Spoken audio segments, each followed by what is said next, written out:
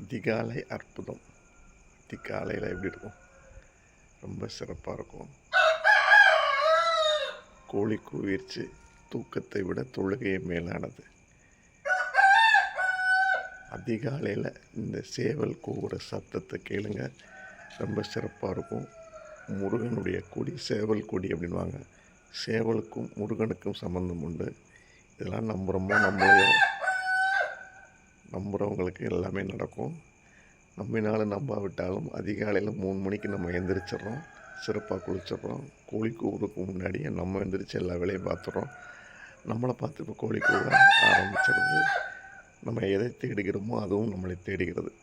அப்போ இது ஒரு பழக்கமாக வரும்போது கோழி கூவுறதும் நம்மளும் ஒரு சிங்க் ஆயிடுவோம். நம்ம எந்திரிச்ச உடனே கோழி அலர்ட் ஆயிரும்.